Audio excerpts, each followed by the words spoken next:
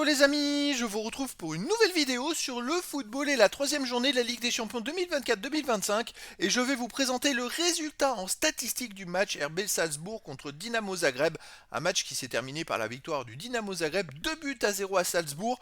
Alors je vais revenir sur les buteurs de cette rencontre mais surtout sur les statistiques des deux équipes que je vais décortiquer pour essayer de comprendre un petit peu ce qui a pu se passer dans ce match-là et on terminera la vidéo par un petit aperçu des prochains adversaires pour ces deux équipes dans cette compétition. Alors le Dynamo Zagreb, qui avait très mal démarré cette campagne de Ligue des Champions, commence à bien se rattraper avec un 2-2 contre Monaco, il menait 2-0 pourtant, et une victoire à l'extérieur. Je crois d'ailleurs qu'il passe au classement devant le Bayern Munich qui a enchaîné deux défaites d'affilée, ce qui paraît hallucinant, après avoir pris 9-2 au Bayern la première journée. Alors là, ils ont gagné 2 buts à 0, ça s'est dessiné en deuxième mi-temps. Dès le début de la deuxième mi-temps, Kulenovic a marqué à la 49e minute pour le Dynamo Zagreb, puis après Petkovic a marqué un deuxième but à la 84e minute, donc une victoire 2 buts à 0, une belle victoire à l'extérieur.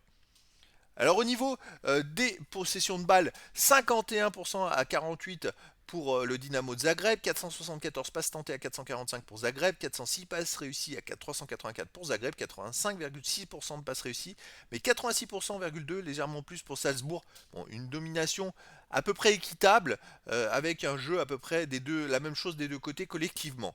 Les occasions par contre, 11 à 6 pour Zagreb, 18 tirs à 11 pour Zagreb, 5 tirs cadrés à 2 pour Zagreb, 8 tirs contrés à 3 pour Zagreb, aucun poteau des deux côtés, un hors-jeu partout.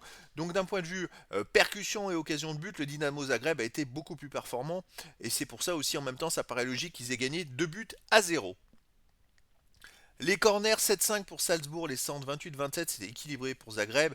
Les interceptions 9-7 pour Zagreb, les tacs 21-13 pour Zagreb, les duels gagnés 49-42 pour Zagreb, les arrêts 3-2 pour Salzbourg, les fautes 10 partout, les jaunes 3 pour Salzbourg, 1 pour Zagreb et un carton rouge pour Salzbourg. Je crois qu'il a été à la 60 et quelques minutes. Donc c'est ce qui fait que après Dynamo Zagreb a pu maintenir le match, gagner le match et puis après même doubler la mise. Donc voilà une victoire finalement presque logique quand on voit les statistiques de percussion et puis d'impact physique de la part du Dynamo Zagreb. Ils ont fait une belle performance à l'extérieur, ça leur permet un peu de rattraper cette grosse défaite. En plus c'est à l'extérieur, donc c'est que positif pour le Dynamo Zagreb qui prend les 3 points de la victoire. Par contre pour Salzbourg, ils enchaînent une nouvelle défaite. Ça va compliquer la suite de la compétition pour eux. Alors les prochains adversaires, Salzbourg jouera le 6 novembre à 21h et ce sera au Feyenoord Rotterdam. Tandis que le Dynamo Zagreb jouera le 5 novembre à 18h45 au Slovan Bratislava.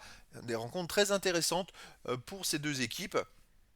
Ça va être compliqué pour Salzbourg. Pour le Dynamo Zagreb, encore un match à l'extérieur, mais qui est peut-être à leur portée.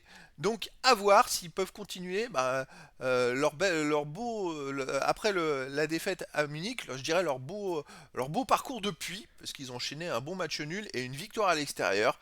Donc ça va être des matchs suivants qui vont être très intéressants. Donc voilà les amis, c'était la présentation du résultat en statistique du match RB Salzbourg contre Dynamo Zagreb, un match qui s'est terminé par la victoire du Dynamo Zagreb à l'extérieur, 2 buts à 0. Voilà les amis, je vous dis à très bientôt pour une nouvelle vidéo.